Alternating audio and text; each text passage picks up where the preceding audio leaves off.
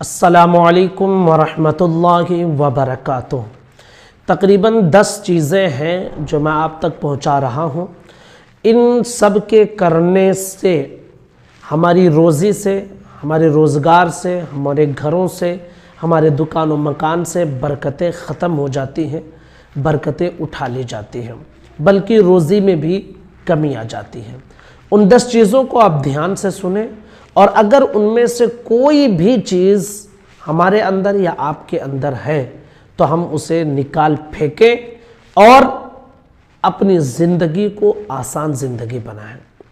Number 1، صدقہ نہ دینے سے رزق میں بے برکتی ہوتی ہے۔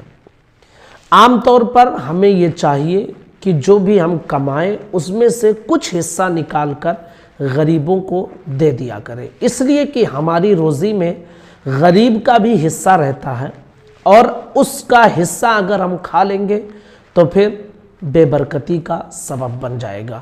اس لیے اپنی کمائی میں سے کچھ حصہ صدقہ نکال کر غریبوں کو دے دیا کریں۔ اس سے فائدہ یہ ہوگا کہ روزی میں برکت ہوگی۔ اگر کوئی بلا مصیبت آفت آنے والی ہے تو صدقے کے ذریعے سے وہ بلائیں مصیبتیں ٹال دی جائیں گے۔ تو صدقہ نہ دینے سے رزق میں بے برکتی ہوتی ہے۔ نمبر 2، زنا۔ اگر کوئی انسان زنا کرتا ہے تو زنا کرنے کی وجہ سے اس کے گھر میں، دکان و مکان میں، اس کی روزی روزگار میں بے برکتی پیدا ہو جاتی ہے، محتاجی کا وہ انسان شکار ہو جاتا ہے۔ میرے آقا نبی رحمت صلی اللہ علیہ وسلم کا ارشاد پاک ہے، الزنا یورث الفقر، کہ زنا جو ہے یہ محتاجی لے کر آتی ہے۔ تو زنا کرنے والے انسان کی روزی روزگار میں بھی برکتیں ختم ہو جاتی ہیں۔ نمبر 3، بدعمالی، یعنی یہ ہر برائی بے برکتی کا سبب ہوتی ہے۔ جھوٹ، غیبت، چغلی، یہ سب چیزیں جن کو ہم معمولی سمجھتے ہیں نا، یہ ساری چیزیں ہمارے گھروں سے، ہماری روزیوں میں سے برکتوں کو اٹھا لے جاتی ہیں۔ اس لیے ہر برائی سے انسان کو بچنا چاہیے۔ نمبر 4، کاروبار میں دھوکہ۔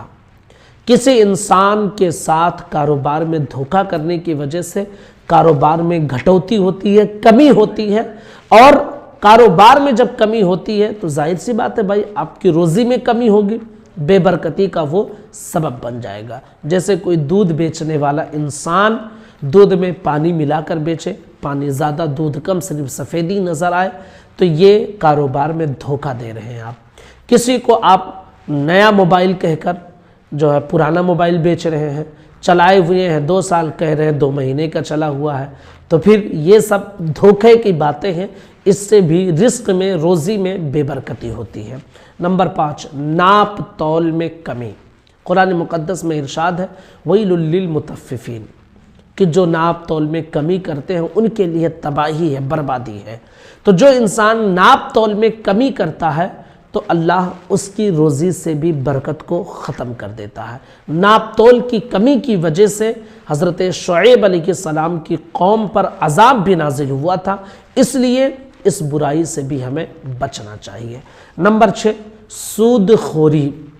اس کے حوالے سے میرے آقا نبی رحمت صلی اللہ علیہ وسلم ارشاد فرماتے ہیں، ایاکم والربا فإنہ یورث الفقر، خبردار اپنے آپ کو تم سود سے بچاؤ کیونکہ یہ محتاجی لے کر آتی ہے۔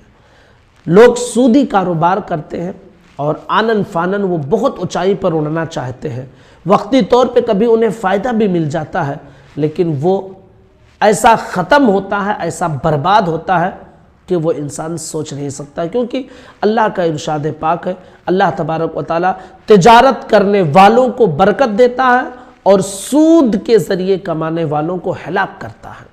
یہ اس کا قانون ہے، اس لیے سودی کاروبار سے بھی بچیں۔ نمبر 7، نکمی چیز کو صدقہ کرنا، یعنی آپ صدقہ تو کر رہے ہیں لیکن جو معمولی چیز ہے آپ کے گھر میں جو آپ کو نہیں پسند ہے تو آپ چاہتے ہیں کہ اسے خدا کی راہ میں دے دیں کیونکہ یہ مجھے پسند نہیں ہے، تو یہ سوچ کر اگر آپ کے پاس بھائی وہی نکمی چیز ہے، وہی کمزور چیز ہے، آپ صدقہ دے دیجیے۔ لیکن آپ کے پاس اچھی چیز بھی ہے، آپ کے پاس ایک خراب چیز بھی ہے، اور وہ خراب چیز آپ کو اپنے پاس نہیں رکھنا ہے، تو آپ چاہتے ہیں یار اسے خدا کی راہ میں دے دو اور آپ ثواب کی امید کرتے ہیں، تو اس طرح نکمی چیز کو صدقہ کرنے سے بھی بے برکتی گھر میں آتی ہے۔ اس لیے جو آپ کو پسند ہو آپ چاہیں کہ اس میں سے خدا کی راہ میں خرچ کریں، پھر جب آپ اپنی پسندیدہ چیز کو خدا کی راہ میں دیں گے تو پھر اللہ بے حساب برکتیں بھی تمہیں عطا فرمائے گا۔ نمبر 8، علماء سے دوری۔ میرے آقا نبی رحمت صلی اللہ علیہ وسلم نے ارشاد فرمایا، سیاتی زمان علی امتی یفرون من العلماء والفقہاء فیبتلیہم بثلاث یرفع البرکۃ من کسبہم ویسلط اللہ علیہم سلطانا ظالما ویخرجون من الدنیا بغیر ایمان۔ میرے آقا فرماتے ہیں عنقریب ایک زمانہ ایسا آئے گا کہ میری امت علماء سے فقہا سے دور بھاگے گی تو ان پر 3 عذاب آئیں گے، یعنی 3 چیزوں میں وہ مبتلا کر دیے جائیں گے۔ نمبر 1، ان کے روزی سے برکت اٹھا لی جائے گی۔ نمبر 2، ان پر ظالم حکمراں مسلط کر دیے جائیں گے۔ نمبر 3، وہ اس دنیا سے جائیں گے تو ایمان کے بغیر جائیں گے۔ تو یہ چیز بھی آج ہمارے یہاں موجود ہے کہ علماء اور فقہا سے لوگ دوری اختیار کیے ہوئے ہیں۔ جب علماء سے آپ دوری اختیار کریں گے آپ کا باطن صحیح نہیں ہوگا، آپ مسائل کو نہیں جان سکیں گے، حرام و حلال میں فرق نہیں محسوس کر پائیں گے، اور جو آئے گا گپ شپ کر کے سب کھا پی کے ہضم کرنے کی کوشش کریں گے، مسائل کو آپ نہیں سمجھ پائیں گے۔ اس لیے علماء سے قربت بنائے رکھنا یہ بھی ضروری ہے۔ نمبر 9، بدکاری۔ بدکاری کی وجہ سے، برائی کرنے کی وجہ سے، بدکاری یعنی کسی بھی ناجائز تعلقات کی بنیاد پر اس سے برا فعل کرنا، اس سے بھی گھر میں بے برکتی آتی ہے۔ اللہ رب العزت کا فرمان ہے، حضور صلی اللہ علیہ وسلم نے ارشاد فرمایا کہ اللہ نے فرمایا میں نے فیصلہ کر لیا ہے کہ بدکار کو تنگ دست کر دوں گا، یعنی اسے محتاج بنا دیا جائے گا، اسے غریب کر دیا جائے گا، اس کی روزی روزگار سے برکتیں اٹھا لی جائیں گی، دکان و مکان سے برکتیں اٹھا لی جائیں گی۔ اس لیے بدکاری سے بھی ہر مسلمان بلکہ ہر انسان کو بچنے کی کوشش کرنی چاہیے۔